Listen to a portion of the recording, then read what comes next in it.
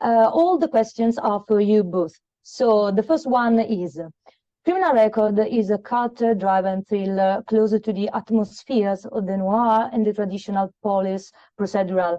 How difficult was it to adapt the genre to our contemporary, constantly changing reality? Ooh.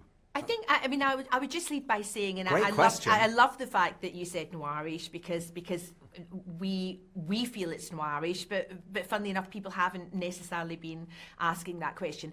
I think we felt that the city and particularly the character of Hegarty lent itself very much to a noir genre.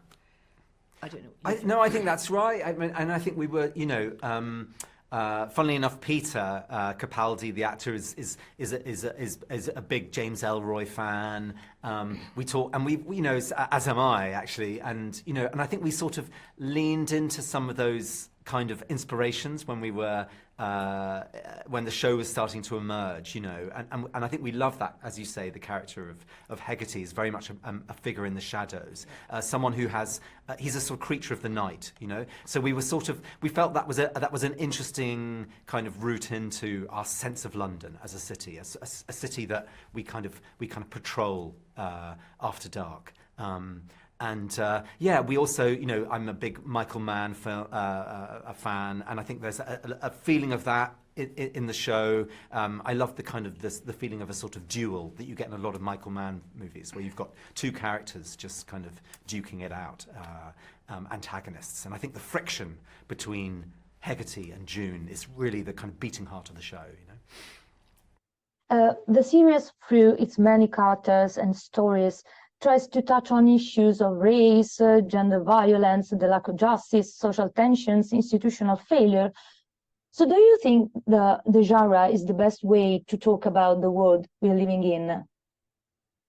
I think it probably is, actually. I mean, I think first and foremost, we really wanted to make a very, very hooky thriller, because I think if you make it a polemic or you're preaching about these issues that you're mentioning, which of course are very much part of the show, it's very off-putting. So I think I certainly think our approach is more to sort of be a Trojan horse to talk about those things.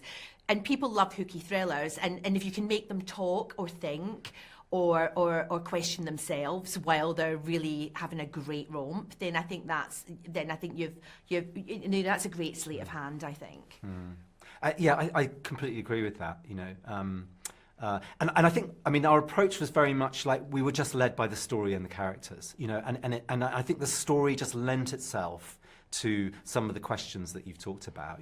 We were sort of, I don't think we've got great statements to make. It's not a show that makes has a strong take. I think it's a show that just wants to hold up a magnifying glass to just the experience moment by moment of our characters, and I think June is someone who is full of self-doubt, who questions herself, but is sort of constantly finding herself being slightly kind of pushed back, being put down, being slightly gaslit by characters at work, and it even goes home with her partner. So I suppose it was sort of, we just wanted, I think, the audience to kind of walk with her and just feel what it's like to be kind of going through the story, with her.